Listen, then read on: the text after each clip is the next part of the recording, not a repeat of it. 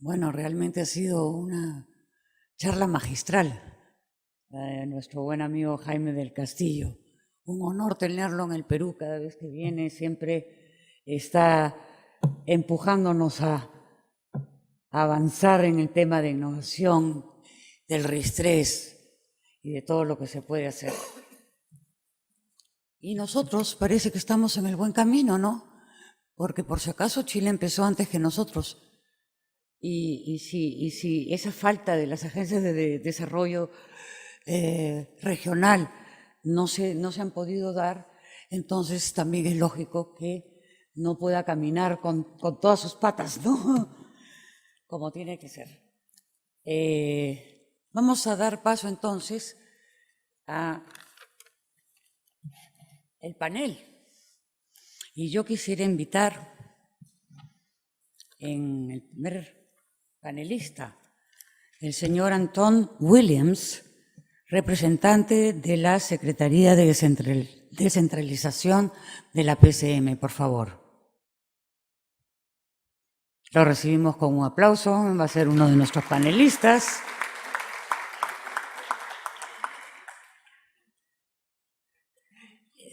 Seguidamente el señor Eduardo Ismodes, docente de la Pontificia Universidad Católica del Perú.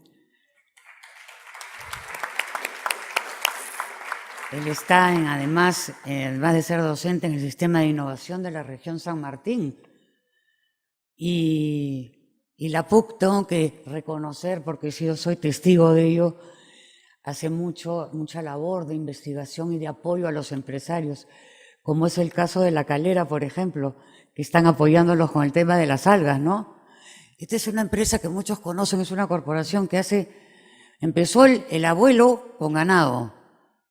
Vino la reforma agraria, les quitaron las tierras y el hijo recuperó, Estuardo Macías, más conocido como Tayo, recuperó un pedazo de tierra. ¿Qué hizo? Puso su granja de huevos y vendía huevos. Hoy la mayoría de los huevos en Lima son de La Calera. Sí, ¿verdad? Y dice, su letrero dice los huevos del Perú. Sí, en serio. Y exporta huevos para la repostería y afuera, ¿no? Con una máquina que especialmente hacen para separar la clara de la yema. Y ahora, como ya pasaron y han ido ganando, creciendo sistemáticamente y exponencialmente, ahora están dedicados a las algas. Y nosotros somos un país que tenemos una costa llena de algas, y ahí están.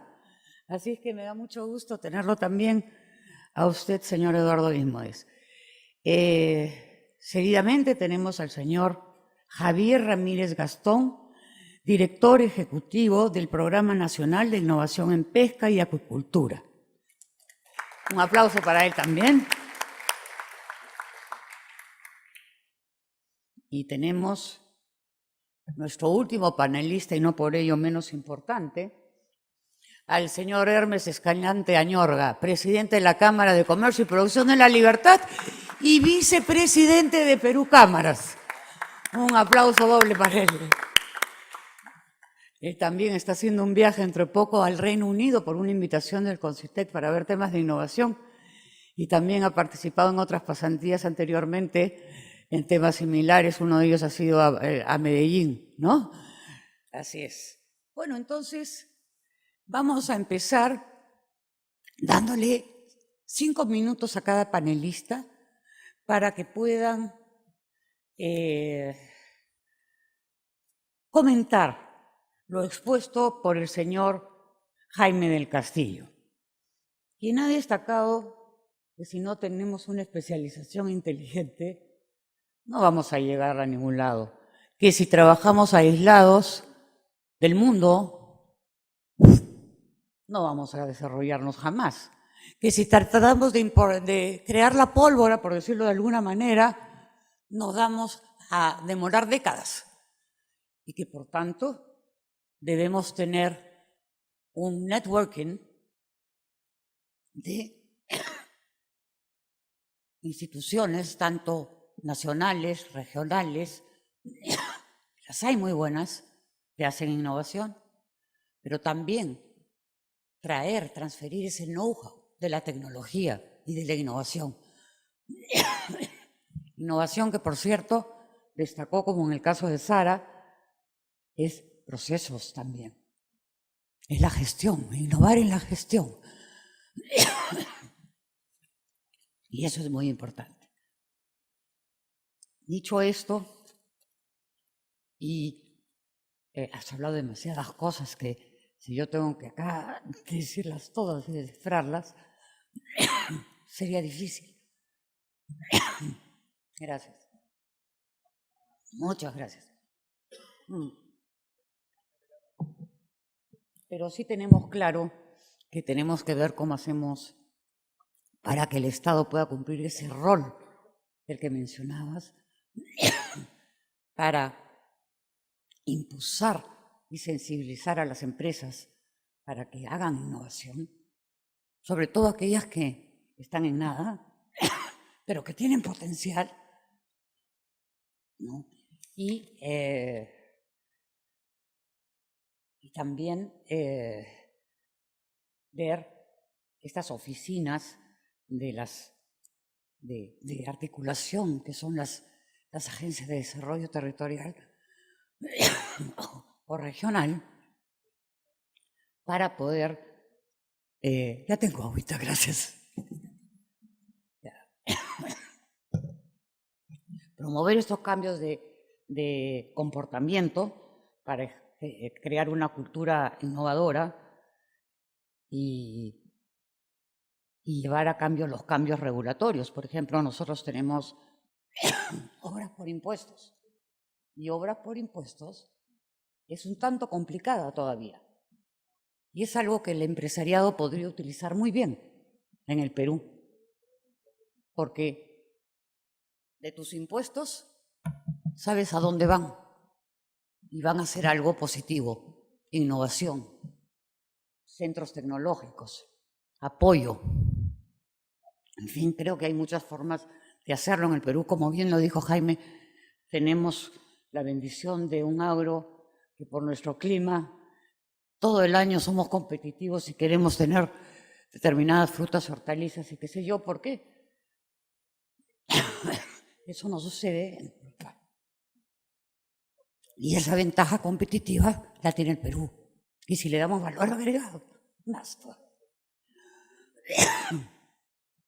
Espero que se me pase la tos mientras le cedo la palabra a nuestros panelistas para que comenten durante 5 minutos la exposición de Jaime. Gracias, Mónica, y en realidad gracias a Concitec y a todos los que están colaborando, y gracias, Jaime, por una vez más contarnos mucho de lo que se hace en otros lugares del mundo y que nos puede servir un montón. A ver, hay un par de ideas que a mi entender son importantes de lo que mencionó Jaime. La primera, y si bien el presidente lo dijo, el Perú es un país con muchas oportunidades, pero también es un país con muchos desafíos. Y el desafío, a nuestro entender, más importante en este momento es cómo vamos más rápido. Porque claro, el desarrollo igual se va a dar. En algunos casos toma decenas de años, en algunos centenas, en otros puede tomar siglos y milenios, ¿no? Pero parece ser que existen mecanismos, instrumentos de política pública e instrumentos de desarrollo que permiten que los territorios puedan acelerar un proceso productivo y, por lo tanto, tengamos mayores esperanzas de poder capturar esas oportunidades y transformar cómo vamos. Y una de las cosas iniciales en las que mencionaba Jaime, y en realidad las dice de manera reiterativa con otras palabras, es que tenemos que tener claro un norte, tenemos que tener un objetivo. Y el Perú, en general, y en realidad los territorios mucho más, tenemos mucha heterogeneidad en lo que queremos hacer. Normalmente, cuando entra una nueva gestión, deja de lado todo lo que hizo la gestión anterior y, por lo tanto, toma un periodo de tiempo darse cuenta que tal vez mucho de lo que se hacía sí servía y hay que volver a empezar. Y esas idas y venidas nos hacen perder tiempo. Y es nuevamente porque no tenemos un norte. Pero ese norte no lo define un solo actor, no lo define el Estado solo, lo define un conjunto de actores en los territorios y en el colectivo nacional. Y es por eso que algo que mencionaba Jaime, que tiene varios nombres, es un desafío que tenemos actualmente en los territorios. Cómo tenemos estrategias regionales basadas en innovación para generar desarrollo en los territorios. Es mucho más fácil que los múltiples actores de la sociedad nos pongamos de acuerdo cuando tenemos un elemento común. Normalmente ese elemento común suele ser, oye, ¿cómo podemos generar mayor riqueza? Y esa riqueza pueda redundar entonces en mayor empleo y con mayor empleo, mayor bienestar y todos los servicios que puedan acompañar. Entonces, tener una estrategia es importante. Pero no basta con tener una estrategia, porque digamos, en los últimos 15 años tenemos planes regionales de desarrollo, planes locales de desarrollo, un plan nacional, un plan bicentenario, que para lo único que sirven es para armar un presupuesto público que tenga cierta lógica para la gente de planificación, pero no necesariamente responde a los desafíos de los territorios. Y es ahí donde entra el segundo elemento que rescato de la presentación de Jaime, y es que tiene que haber alguien que articule en el territorio a los distintos actores y que obligue a avanzar. Y digo la palabra obligar en el buen sentido de la palabra. ¿Por qué? Porque obligar significa evidenciar. Si uno se pone de acuerdo entre los distintos actores que queremos ir por la ruta A, entonces hay que ir mostrando que tenemos resultados. Y en el esquema que Jaime mostraba en algún momento, tienes un objetivo general y tienes objetivos intermedios. A veces las rutas no son una línea recta, pero si tenemos a alguien que nos para evidenciando que no nos debemos desviar, sigamos adelante, sigamos avanzando, vamos a poder avanzar.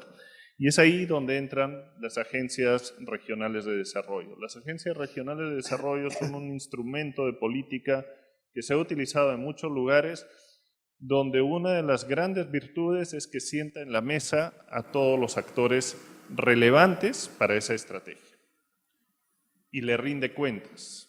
Y vamos avanzando conforme vamos rindiendo cuentas. Y es por ello que en la PCM, en el marco de algunas lecciones aprendidas que salieron del estudio territorial y el estudio de gobernanza que hizo la OSD en el año 2016 para el Perú, se sugirió que uno de los mecanismos para relevar la agenda territorial a la agenda nacional y de esta manera avanzar más rápido sean las agencias regionales de desarrollo. Y en ese camino hemos venido trabajando. Estamos en este último bimestre en la implementación de las 3 primeras agencias. En realidad tenemos una que está marchando ahí a ritmo un poquito más lento, pero que ya tiene algunos logros. Y estamos trabajando en San Martín, La Libertad, Piura y seguramente muy pronto en Tacna. Entonces, en esta primera ronda de 5 minutos, sospecho, ojalá que haya una segunda, les digo, el objetivo es terminar a fin de año con estas 4 primeras agencias que tengan una gobernanza mínima, un directorio compartido, y luego cuando Hermes comente algunas cosas, seguramente por ahí, si hemos logrado la incidencia necesaria, volverá sobre el tema de las agencias, pero es un instrumento nuevo que presenta muchos desafíos, pero tiene muchas oportunidades para avanzar. Entonces, me quedo con lo de Jaime Norte, me quedo con la necesidad de alinear las iniciativas y en una siguiente intervención sobre lo que es el rol del Estado.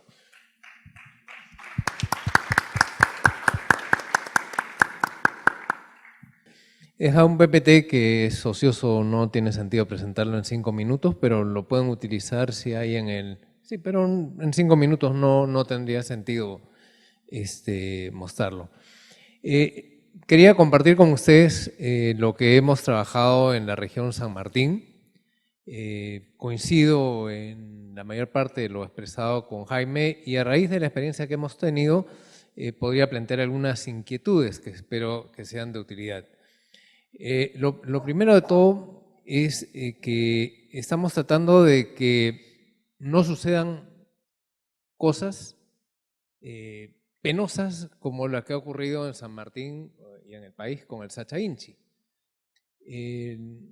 Pocos lo saben, pero China envió una misión el año 2005 acá, a Perú, se llevaron semillas de Sacha Inchi, probaron las variedades y en el 2007 ya encontraron regiones donde producirla. Desde el 2007 hasta la fecha, por una interacción entre el Estado, la empresa, la Academia China, han generado productos, subproductos del Sacha Inchi y ahorita producen, comercializan mucho más de lo que nosotros hacemos. Inclusive nos pueden vender máquinas para producir, para procesar el Sacha Inchi. Ahí en el PPT pueden ver el video, la información sobre lo que han hecho en China. Miren, desde 2005 a la fecha han creado toda una impresionante industria alrededor de un producto nativo del Perú, de Ecuador, y todo por una voluntad política, empresarial, que acá no ha existido. Frente a eso, ¿qué hacer? No es de pelearnos con los chinos, más bien deberíamos buscarlos como socios ahora y ver cómo podemos hacer valer lo de que el producto es originario del Perú. Si no, otros socios de China lo van a hacer. Tailandia ya está empezando con el tema. Pero en fin, ¿qué hacer acá en el Perú frente a situaciones como esa? Me da la impresión, y me gustaría escuchar a Jaime, que el RIS-3 es demasiado para el Perú. Demasiado porque acá las cosas están mucho más simples. Es muy rápido darse cuenta de en qué vale la pena priorizar las cosas. Basta hacer un poco de perspectiva de qué se necesita a futuro, basta hacer un poco de revisión de todos los documentos que hay para saber que en San Martín el tema de biodiversidad, de turismo, son prioritarios, que al costado de Ucayali la madera es el tema central. Entonces, tal vez es demasiado ejercicio por ahora estar aplicando el RIS-3. Hay conceptos, ideas valiosas que nos trae el RIS-3, pero en realidad lo más interesante del RIS-3 debería ser para tener la primera estrategia, y que la primera estrategia para mí debe ser cómo nos organizamos. Porque somos un país sumamente desorganizado. Somos un país sumamente informal. ¿Cómo vamos a trabajar con esa gente que está en el mundo informal? Ahorita todos los instrumentos que se tienen van para el mundo formal, pero el 70% de las empresas o de los que producen y negocian cosas en el Perú están en el mundo no formal. Entonces, para mí lo esencial ahorita es organizarnos. Y ahí viene, me parece muy bien que estemos bajando a agencias de desarrollo regional, pero viene otra duda. El concepto de región en Europa es distinto del región de acá. Acá lo que eran departamentos lo hemos convertido en regiones. Son entelequias que no corresponden a lo que es toda una cultura, toda una historia como la que hay en el País Vasco, la que hay en Cataluña, etc. Entonces, no es lo mismo hablar de una región acá que hablar de una región en Europa. Y la experiencia que tenemos con San Martín, muy rica, es que de repente lo que debemos ir es a las ciudades y trabajar en cada ciudad y tener estas ideas de agencia de desarrollo regional mejor enfocadas en agencias en ciudades y construir entre varias ciudades tal vez lo que sería la región, el trabajo para la región. Nosotros hemos trabajado un proyecto en la Católica y el proyecto especial Guayaba Central Bajo Mayo en ver qué hacer en San Martín. ¿Por qué hemos podido trabajar eso? Porque el gerente del proyecto especial Guayaba Central Bajo Mayo se interesó en el tema y porque había acá un arquitecto amigo suyo que le fastidiaba enormemente con el asunto. Y los dos, convencidos de que era importante invertir en ciencia, tecnología e innovación, salieron con la Católica para ver cómo podíamos hacer una propuesta in situ que fuera de utilidad. Fuimos, vinimos y al final lo que propusimos es, hay un proyecto largo, se puede trabajar en Tarapoto, una especie de polo de desarrollo tecnológico basado en las cosas que hay en la zona. Y es un proyecto a largo plazo. Pero encontramos que había un tema utilísimo que se podía empezar ya, y era crear lo que llamamos en ese momento Agencia de Promoción de la Innovación. Una idea que puede combinarse, puede ser utilizada por las agencias.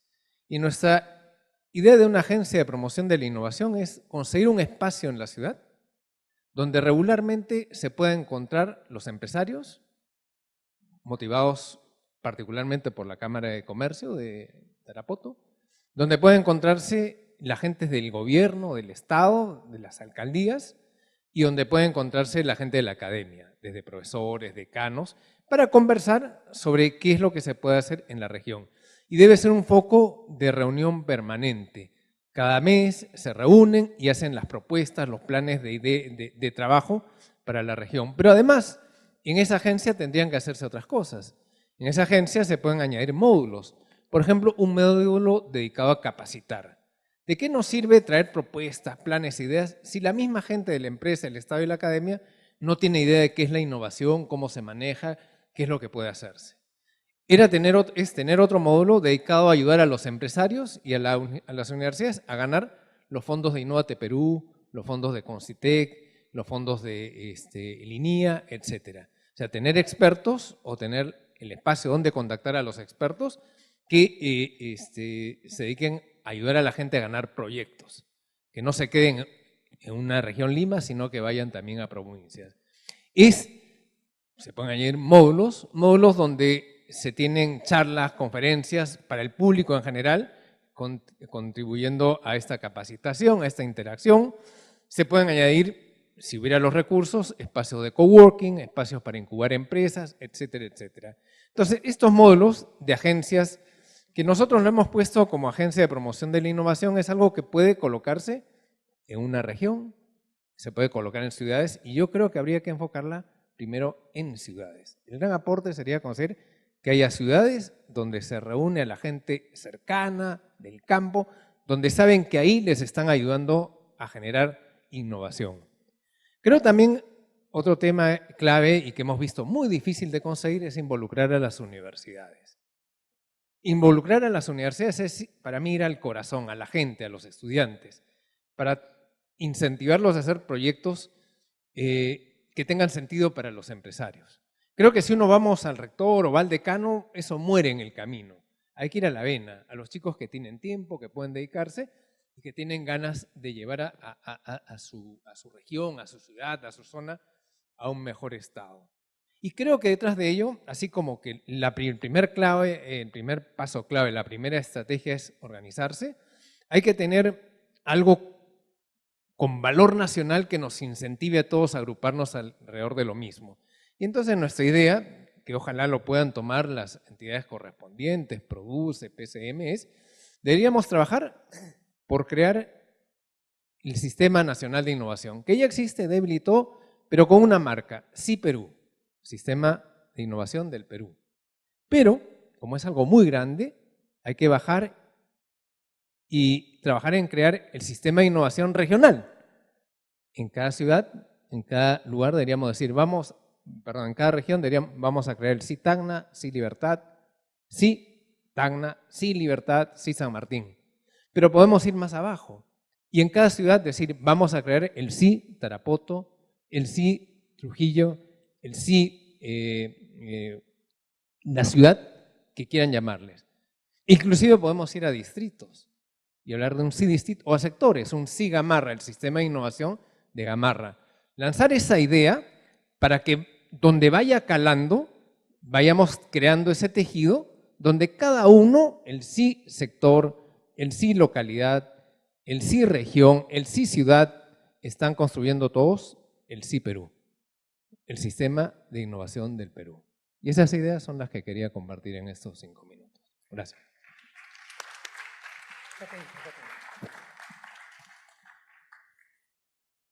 Muchas gracias. Sí, bueno, yo comparto, en primer lugar, agradezco a Jaime por esa brillante exposición. Es siempre bien alentador conocer las experiencias internacionales que nos sirven de benchmarking de lo que podemos hacer acá en el Perú. Y en realidad coincido que que Perú que nosotros los peruanos tenemos una serie de dificultades de carácter institucional y de cultura que son esenciales bases para poder construir muchas de las cosas que de alguna manera perfila Jaime. Y en esa línea es desalentador la trayectoria que tenemos de tantas mesas de trabajo, planes de trabajo regionales y de diferentes niveles que simplemente quedan en el papel o quedan en una experiencia muy circunstancial, muy pequeña. Entonces, en esa línea entiendo que es muy importante ir un poquito a las bases de muchas de estas cosas, de los que realmente necesitamos para poder lograr éxito en los siguientes pasos que tomemos, sean estos las agencias regionales de desarrollo o los sistemas de innovación, etc. Parece muy importante que seamos conscientes que uno de los grandes temas que requiere la innovación es la interacción, es la cooperación. Y esa es una gran dificultad que tenemos en el país, porque no cooperamos ni siquiera al interior mismo del sector público. No cooperamos, evidentemente, entre el sector público y el privado. La desconfianza es muy grande. La calidad de las relaciones y de interacciones que tenemos, entonces, es muy pobre. Y eso, por cierto, trae abajo cualquier iniciativa institucional tan lindas que podamos tener. Entonces es indispensable que vayamos construyendo en el nivel microsocial cambios esenciales en nuestra manera de entender las cosas y desarrollar confianza para forjar cooperación, y que la única manera de que realmente tengamos éxito en innovación es justamente gestando relaciones de cooperación elementales. En ese sentido, particularmente el Perú tiene un conjunto de fondos competitivos, ¿no? Particularmente dirijo el Programa Nacional de Innovación en Pesca y Acuicultura, que no tiene más de un año, pero tenemos como país una trayectoria muy grande de estos fondos competitivos. ¿Y qué está detrás de estos fondos competitivos?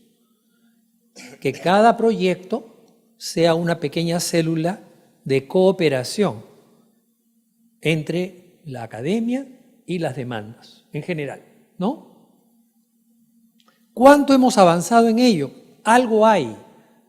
Algo creo que se ha logrado. No podemos negar que de los 10 o 15 años que tenemos de experiencia en fondos competitivos, se ha logrado que la academia y la empresa empiecen a cooperar o empiecen a tener ciertos niveles de relación entre ellos y con el sector público, ¿no? Pero todavía falta mucho. ¿Por qué? Porque en realidad también los fondos competitivos en general hemos adolecido de ese feeling de impulsar estas relaciones de cooperación y de coordinación. Nos hemos circunscrito a ser administradores de los fondos competitivos, nos hemos circunscrito a garantizar que el proyecto termine con su informe técnico y su informe financiero, ¿no? Y que eso no se materialice en desarrollo institucional, que está a la base de lo que es el espíritu primigenio de estos fondos competitivos, y no solo el espíritu primigenio, sino realmente de la necesidad microsocial, de forjar una relación microsocial fundamental para que nuestro país pueda pasar a niveles superiores de cooperación, ¿no? Y de interacción, que es indispensable para la innovación. Porque todos los que de alguna manera sabemos sobre el tema de innovación, sabemos que individualmente no va la cosa, va con la cooperación, ¿no? Y aquí tradicionalmente el peruano es sumamente individualista, ¿no? El peruano, digamos, es desconfiado total, ¿no? Y simple y llanamente, bueno, la organización de una empresa es, bueno, voy a hacer yo desde la A a la Z, ¿no? ¿Por qué? Porque no confío en nadie, ¿no? Y evidentemente nuestra capacidad de innovación empresarial es limitada, ¿no? ¿Por qué? Porque no tengo ninguna capacidad de tercerizar, no tengo ninguna capacidad de confiar en digamos, otras instancias. Estoy evidentemente exagerando porque a Dios gracias hay, digamos, experiencias interesantes en el sector privado y de repente en el sector público, pero son absolutamente incipientes y en peligro de morirse, porque simple y llanamente no pasamos al escalamiento de esto. Y en ese sentido entiendo que un trabajo como el que hoy día nos reta, que es hacer que este país vaya forjando mucho más esta perspectiva de innovación, debe ser un llamado de atención a cambiar esa cultura de pobreza en nuestra capacidad de interactuar, ¿no? Podemos crear un sinnúmero de hermosas agencias, mesas o qué sé yo, pero simple y llanamente tendrán el peligro tremendo de ello. Y particularmente me parece muy importante que pongamos mucho empeño en nosotros los funcionarios del Estado. ¿Por qué? Porque como bien dice Antón, en realidad, y lo dice también Jaime, ¿no? Cuando destaca el rol que tiene que cumplir el Estado en ser un importante articulador, un importante promotor, un importante facilitador de eso. Pero si nosotros no tenemos una mira adecuada y simplemente nos circunscribimos a, digamos, a tratar de movernos en el nivel superficial y no en los elementos esenciales, en los factores esenciales, simple y llanamente vamos a seguir siendo funcionarios fracaso. Y vamos a seguir siendo una generación de funcionarios públicos fracasados en este intento de hacer eso.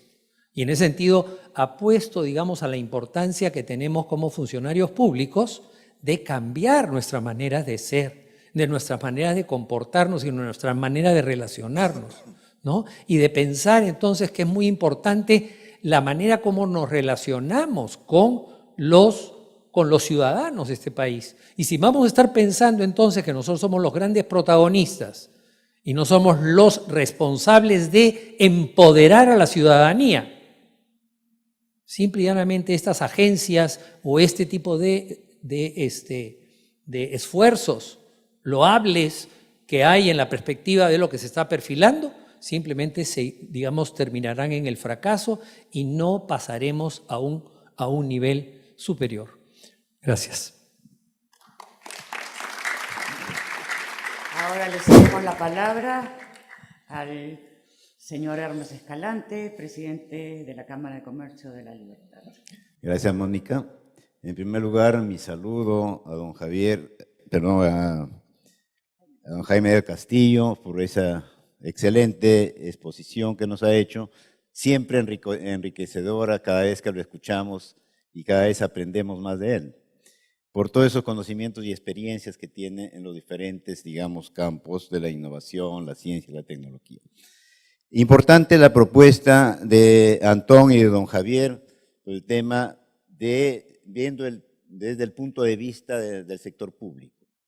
Verdaderamente muchos documentos, muchos planes de desarrollo, pero estos no son evaluados y no son mejorados. Y creo que el otro aspecto es el rol fundamental del Estado en esta propuesta de vinculación entre todos los sectores y que verdaderamente no se ha logrado. Y bueno, el doctor Ismodes, a quien le tengo un aprecio muy especial, porque es el líder promotor de la transferencia de la innovación y que viene hace muchos años trabajando en promover que la ciencia y la tecnología de las universidades pase al sector productivo. Y verdaderamente es un tema muy difícil, porque el sector público, el sector privado, representado por las empresas, las ONGs que representan con los colegios profesionales, al sector de la sociedad civil, y al gobierno verdaderamente todos estos sectores que son importantes en el desarrollo, no se ha logrado una verdadera vinculación que nos permita articular acciones en beneficio de la sociedad y en beneficio de la mejora en la competitividad. Les quisiera contar una experiencia que tenemos en La Libertad, es de haber logrado una consolidación de una organización que se llama CREAS, que es la Comisión Regional de Empresa, Estado, Academia y Sociedad Civil, que va orientada básicamente a constituir un ecosistema de innovación regional, lo que nos decía don Jaime del Castillo, de que necesitamos los espacios en donde los actores importantes interactúen y permitan pues de que esta interacción salgan productos importantes que den valor agregado a nuestros productos.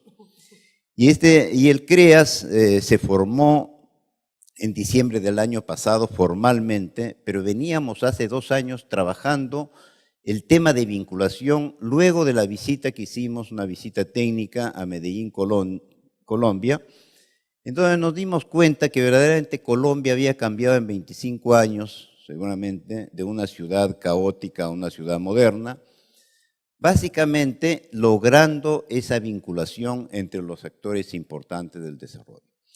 Así que después de esa visita comenzamos a trabajar juntos y logramos en diciembre constituir el CREAS, que nos permitió básicamente incorporar a los actores importantes, está el gobierno regional, el gobierno local, los rectores de las universidades, los dueños de empresas o gerentes de empresas más importantes de Trujillo, incluyendo las MIPES, así como representantes de los colegios profesionales y las ONGs, de tal manera que el inicio, digamos, de este lanzamiento fueron con 24 organizaciones, pero ahora ya somos más de 50 porque se van sumando organizaciones que ven de una manera positiva que el desarrollo de La Libertad va por la innovación y el apoyo de la ciencia y la tecnología. En este sentido, postulamos al Fondo de Innovate Perú, fuimos ganadores de este fondo, que es de fortalecimiento del ecosistema de innovación regional y emprendimiento, y hemos apostado también y hemos colaborado con el gobierno regional para que La Libertad sea considerada como un lugar donde se debe implementar una agencia de desarrollo, y estamos en este proceso pues, de constituir una gobernanza que sea adecuada.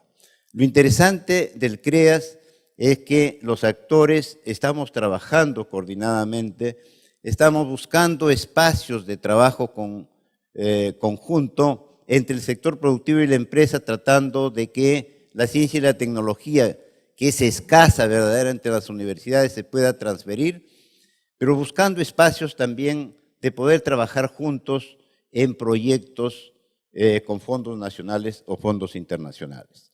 Creo que es una buena experiencia el trabajo realizado. Estaremos apostando por las agencias de desarrollo, creo que es una buena alternativa y una posibilidad de que desde las provincias o desde los departamentos o las regiones se pueda planificar proyectos a largo plazo que trasciendan a los gobiernos y a las personas.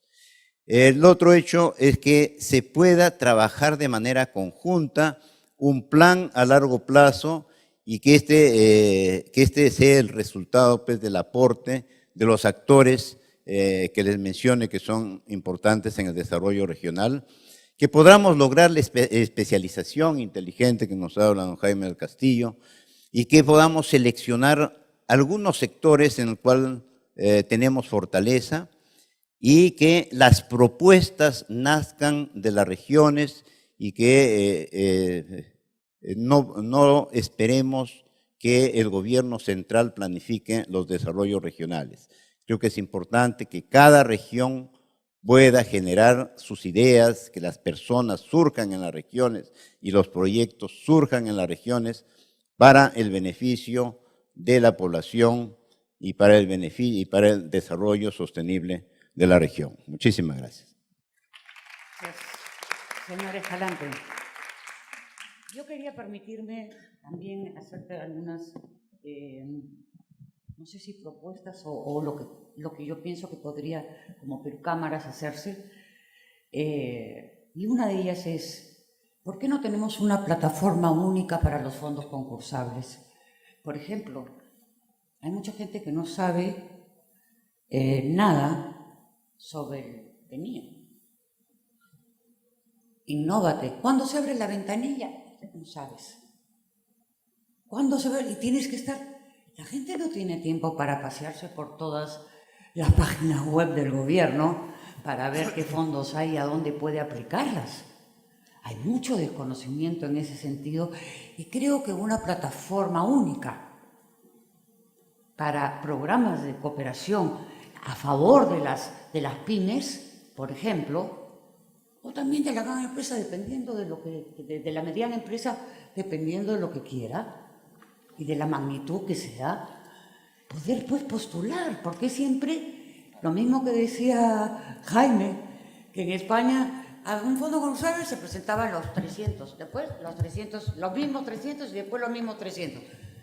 Y la de Pepe el Vivo, que ya sabe cómo funciona el sistema, se lo lleva. Y los programas existen, pero de repente son eficientes en el gasto, pero no son eficaces, porque no llegan a la población que se necesita, sino que son aprovechados por gente que a veces hasta tiene el dinero para hacer esa inversión y no la hace. Se la pide el Estado, porque es cómodo estirar la mano para que te la den, ¿no? Te den la plata, te den los recursos. Otra cosa, creo... Perdón, ¿podría contestar una vez? Bueno, es que son varias cosas, pero si desea, sí, creo que... Concretamente con respecto a lo que acabas de comentar, sí, porque yo estoy dirigiendo justamente un nuevo programa del Estado así vinculado a fondos competitivos en un sector nuevo, que es el sector pesca y acuicultura. Así es. Y también es cierto, parte del tema que nos pensábamos como funcionarios públicos, decir, oye, pero si tenemos un PENIA, tenemos un FINCIT, ¿por qué vamos a crear otro? ¿No? ¿De acuerdo? Pero te cuento muy brevemente la experiencia. En primer lugar, el sector pesca y acuicultura es un sector muy distinto. Y por consiguiente, el sistema de fondo competitivo que tú tienes que organizar es muy particular para ese sector.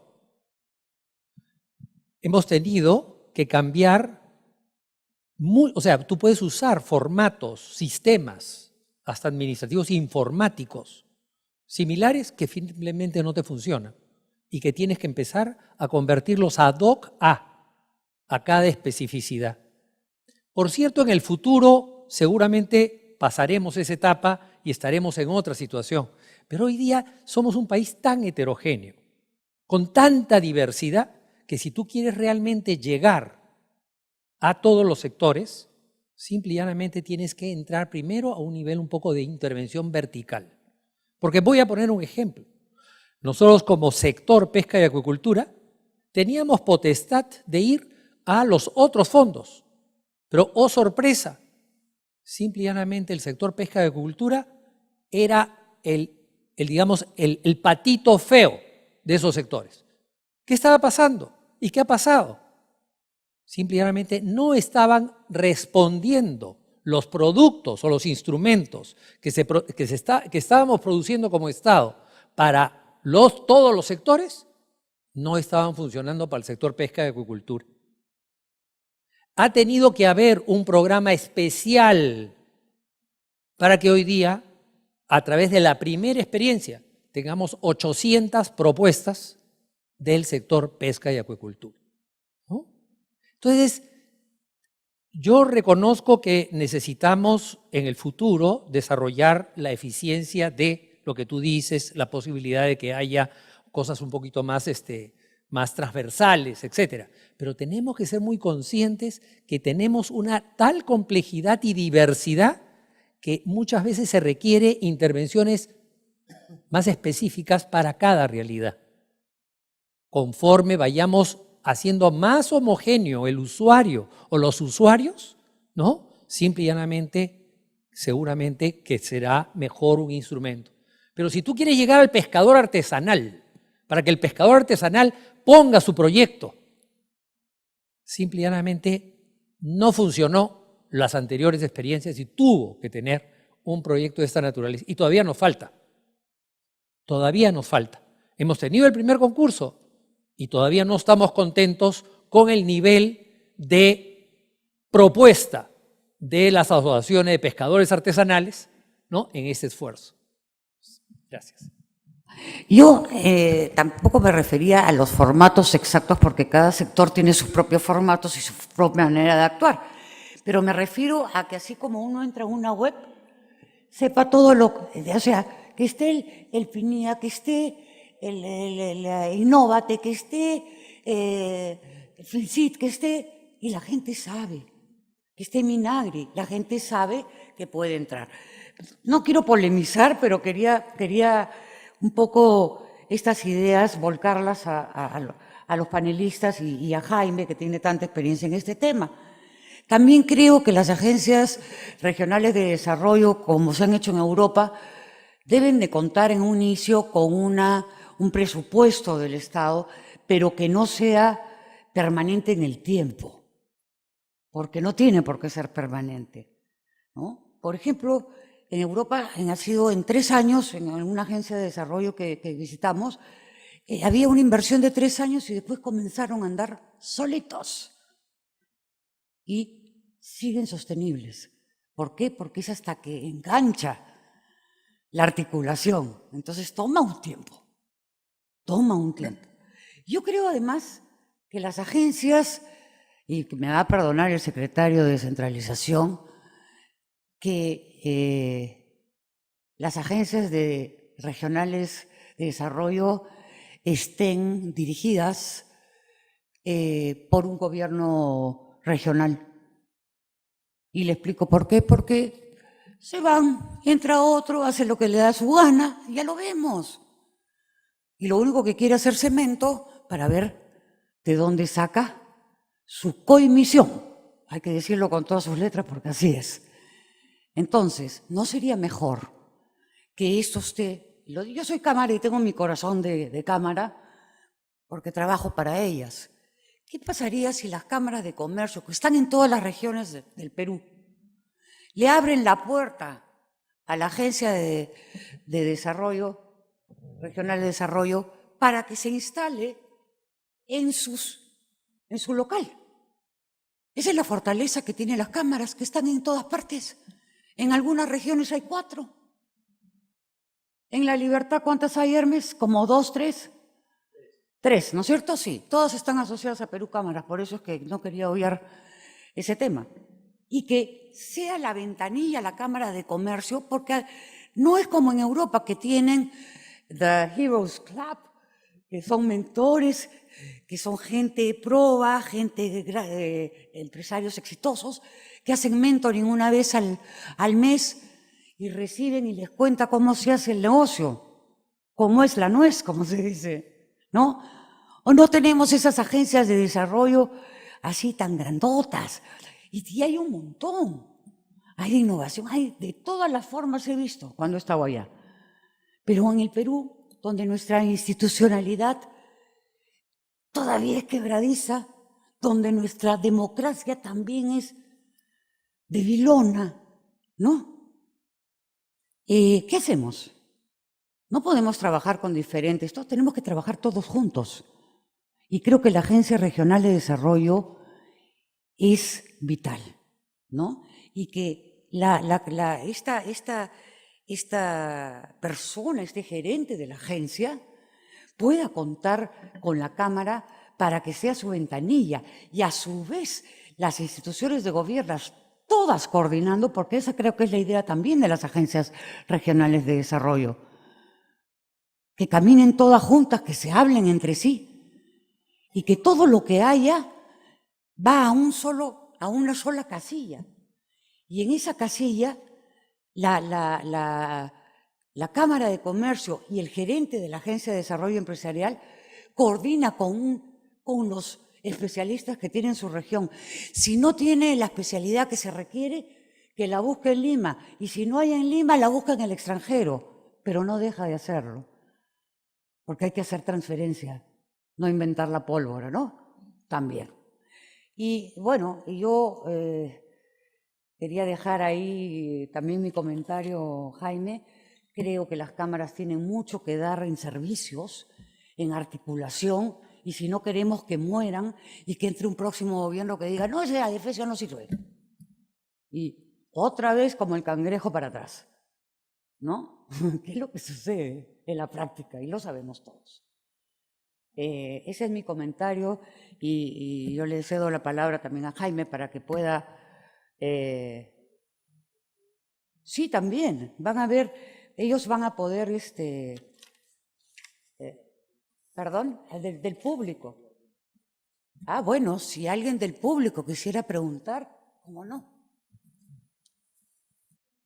Hola, señor Jaime. Rapiditas y bien concisas porque estamos fuera del tiempo. ¿Ya? Mil gracias. Gracias. Me gustaría contrastar el tema que conversó sobre Sara. O sea, ciertamente es muy innovadora y hay muchos recursos de gestión, logística, etc. Sin embargo, ¿es válido sacrificar, o sea, pasar por agua tibia que la esclavitud moderna o la explotación de los recursos humanos se intensifica por esa modalidad? O sea, crear tendencias de moda que ahora no giran por 4 temporadas, sino por un promedio de 12, que implica la explotación de estas personas, ¿es válido? O sea, ¿eso se considera innovación o es aprovechamiento, oportunismo? O sea, yo lo digo como emprendedor, que yo en el momento estoy desarrollando 2 proyectos de impacto social y medioambiental.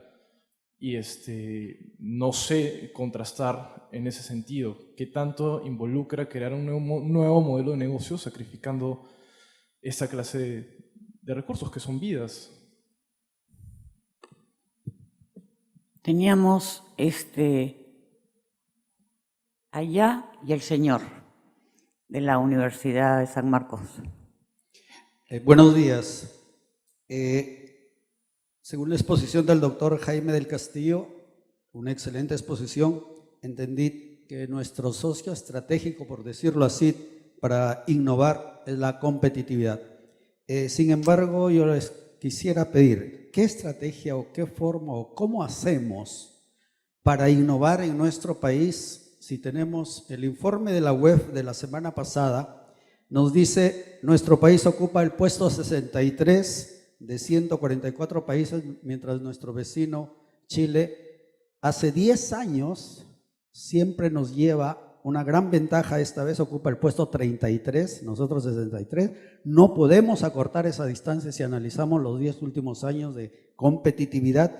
Entonces, ¿cómo hacer para avanzar en el Perú mientras si de estos 12 pilares que evalúa la web, pues el único pilar en la que tenemos como una fortaleza es la macroeconomía? El resto no nos deja avanzar. Gracias. La última pregunta, señor de la Universidad San Marcos. Yo ha sido visitante de estas reuniones y me sirven muy útiles, pero me preocupa la burocracia y la ineficiencia de ellas. Siempre se habla lo mismo. ¿Y qué se habla lo mismo? Que el sector privado y el público y la academia tienen que unirse para hacer desarrollo local y regional. Eso lo vengo hablando desde 1980. He trabajado en el Congreso de Descentralización, después he trabajado en la época de la reforma de Toledo con el señor Piz, y he trabajado en la Comisión de Descentralización, ¿sabe el señor? Y entonces, Plan de Desarrollo Regional, en esa época eran agencias privadas. Primera pregunta, con FECámaras, reunido con Proinversión, hicimos 2 eventos para hacer a socios públicos privados. ¿Funcionó o no funcionó? Señor de Descentralización, otra burocracia.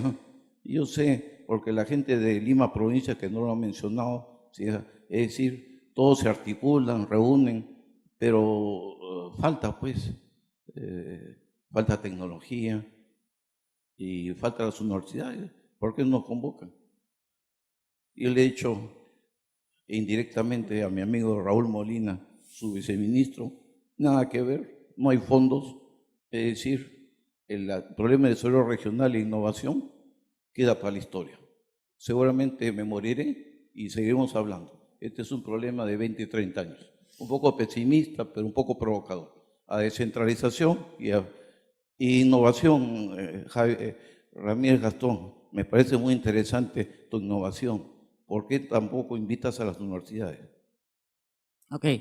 Yo quiero solamente hacer una acotación respecto a Confecámaras. Confecámaras existió muchísimo tiempo atrás, en la época del terrorismo, y ha sido bien complicado. No es la Confecámaras. Confecámaras ahora viene a ser, desapareció y es Perú Cámaras. La última pregunta, el señor de ahí, porque ya si no Jaime se va a levantar y se va a querer ir. A almorzar. ¿No tienes hambre? ¿Ah? Buenos días. Comentario específico para el señor Jaime del Castillo. Yo tengo una teoría para optimizar la movilidad de crudo, pesado y extrapesado para todo el mundo. Acabo de dar mi conferencia en la Universidad Nacional de Ingeniería, en el Colegio de Ingenieros del Perú, Filial Talara. Y esta es la realidad, el señor Jaime del Castillo. Todos estos grandes profesionales ven factible la teoría para optimizar la movilidad del crudo pesado y extrapesado de todo el mundo, que es un problema de hoy día, que no pueden extraer ese crudo pesado y extrapesado. Los papaupa, los canadienses, que son los expertos en esto, tienen esa limitación también. Pero como usted bien lo dijo, ninguno de ellos, que son tremendos profesionales, dicen, yo me quiero incorporar a este equipo de investigación. ¿Sabe lo que dicen, señor? Juan, cuando lo hayas probado, cuando lo hayas resuelto, me buscas. Esa es nuestra realidad, señor Jaime del Castillo. Ok, vamos a darle la chance a Jaime a que responda, salvo si alguno de los panelistas quiere hacer una acotación y muy rápidamente, antes de que Jaime... Ok. Intentando seguir un poco el orden... Lógico, hay una confluencia de cosas diferentes, ¿no? Pero yo, en primer lugar, a Eduardo, yo te diría que lo de los ristres es como lo de los automóviles.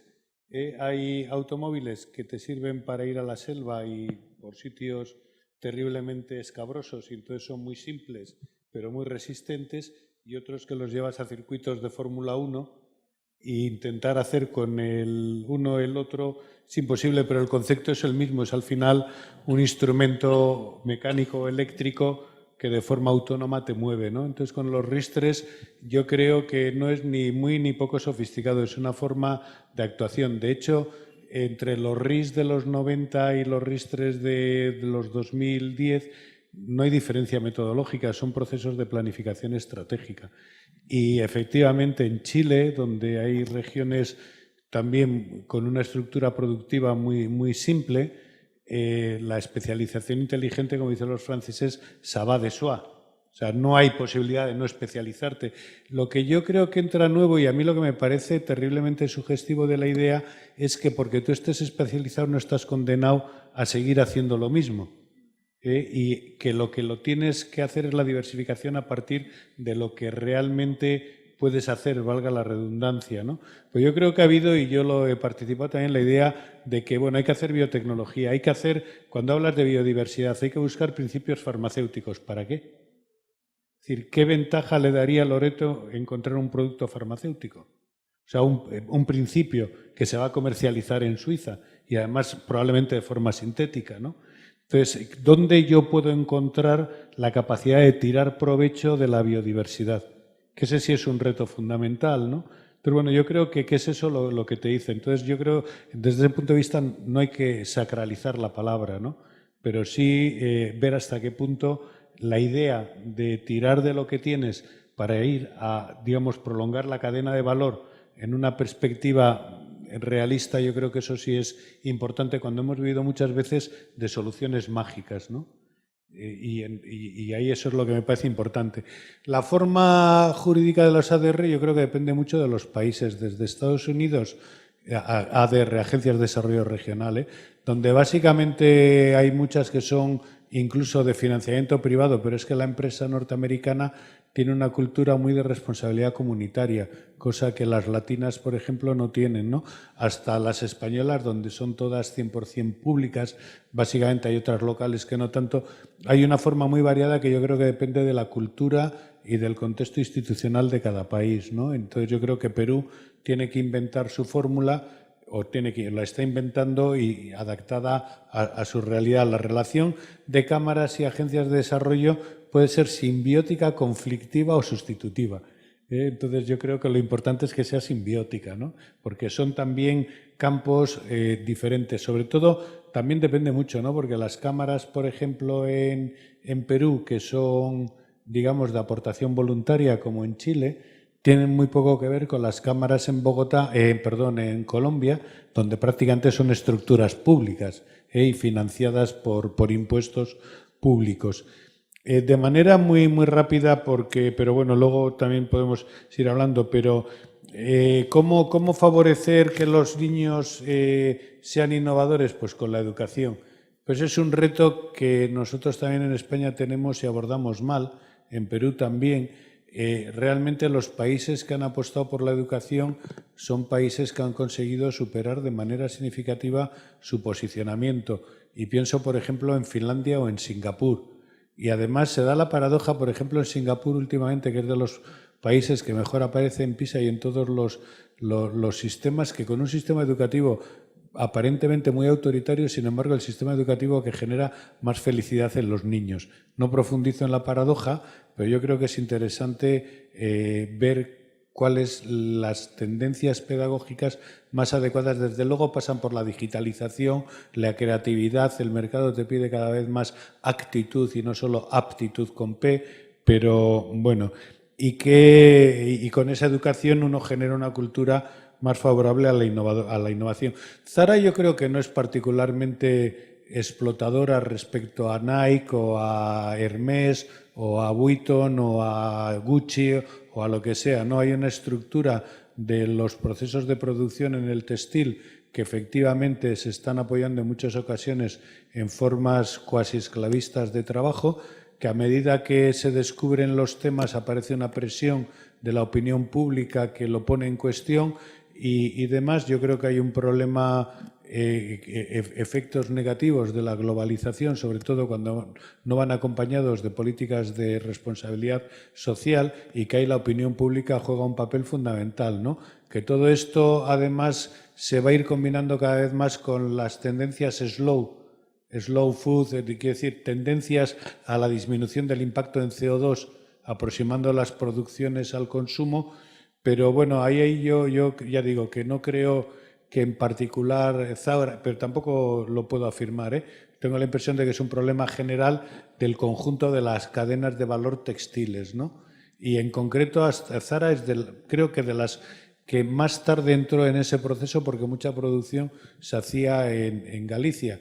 Pero también explotando, o sea, que aquí hay un tema, bueno, cómo relacionas mercado. También es cierto que cuanto a nivel de cada sociedad, cuanto más capacidad de desarrollo tiene la sociedad, menos formas cuasi esclavistas te encuentras, ¿no? Ahora, bueno, a nivel global ahí hay un reto que cada uno luego se posiciona frente a él ideológica o políticamente de forma muy personal, ¿no? Pero que es necesaria una acción social, y yo creo que en ese sentido, por ejemplo, la reacción que hubo cuando se descubrió el uso de trabajo infantil en Nike es muy significativa, porque obligó a las empresas de calzado deportivo a cambiar su relación con los proveedores. Eso yo creo que es fundamental.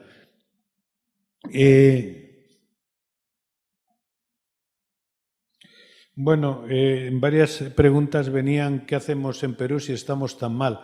Pues lo peor que podemos hacer es seguir quejándonos.